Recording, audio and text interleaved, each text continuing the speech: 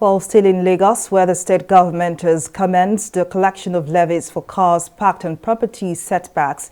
A notice signed by the General Manager, Lagos State Parking Authority, LASPA, Adebisi Adelabu, reveals the charge per slot differs on the location and could be as high as 100,000 naira and as low as 80,000 naira per parking slot annually, with a non-refundable 50,000 naira payment for processing charge. According to parking permits and demand notice, residents are mandated by law to pay a certain fee for parking on property setbacks or in front of their property. LASPA was established in 2021 and was created by the Lagos State government to enforce parking violations and offences in the state. Arising from the new policy, some legal experts have criticized the Lagos State government for enforcing the setback parking tax in the state, referring to the practice as unlawful, and urged the state government to immediately discontinue it. Well, to help us better understand the situation, Kolawole, legal expert, joins us now on the news. It's good to have you join us. Now, the new parking policy in Lagos and the levy attached to defaulting persons have been tagged illegal. Now, do you agree with this, that the state government is only trying to extort citizens? Well, thank you for having me. The matter has been succinctly put by the very erudite and learned senior advocate of Nigeria, Mr. Femi Falana. You and I will know Nigeria is a constitutional democracy where all the powers that each strata of governance in Nigeria are given their responsibilities. The local government has a responsibility, the state has its responsibility, and the federal has its responsibility.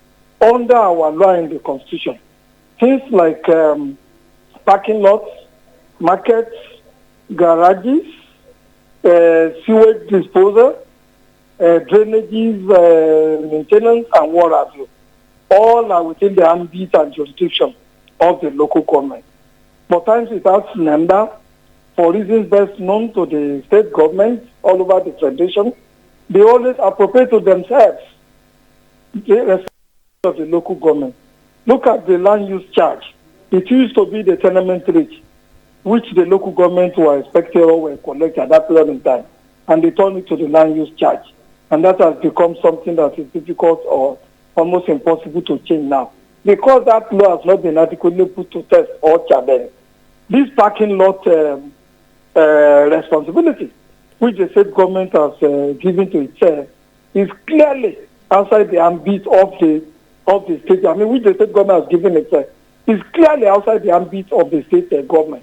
It is the responsibility of the local government to maintain the motor parks, designate the different parks that you do have all over the state, and then maybe if there are monies or taxes or levies or charges to be paid with respect to all those parking lots and all that. It is the state, it is the local government that really prescribe those things.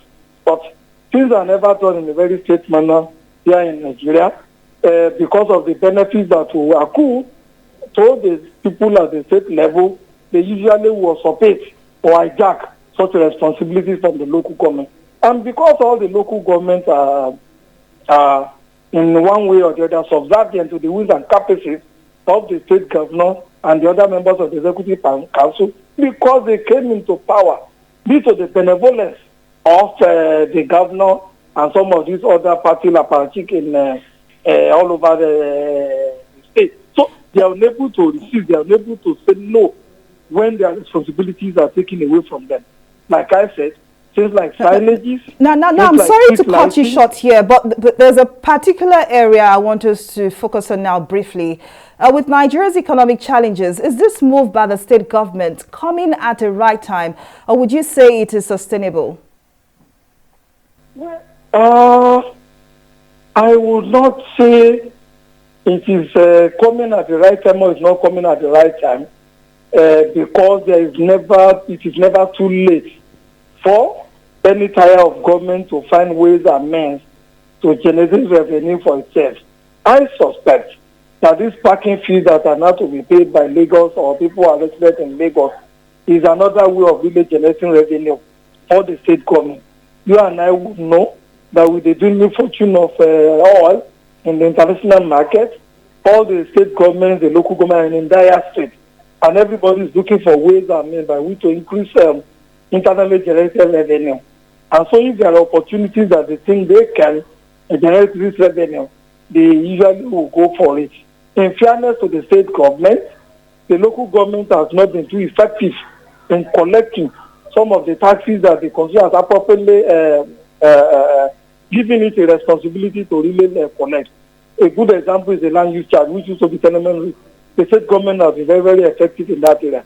But we must be very, very careful in the sense that if we say because the local government have not been effective in certain areas, and then we also pay the power exactly from them and others, we are not helping them to grow. And the society at the end of the day will be the one suffering for it. Because somebody cannot sit down in a house out there and know where the parking lot is in Kolawole or where it is in Amuwo. Well, I'm sorry, legal expert Tunde Kolawole. It's this much you can take on the matter, but many thanks for your time and your contribution.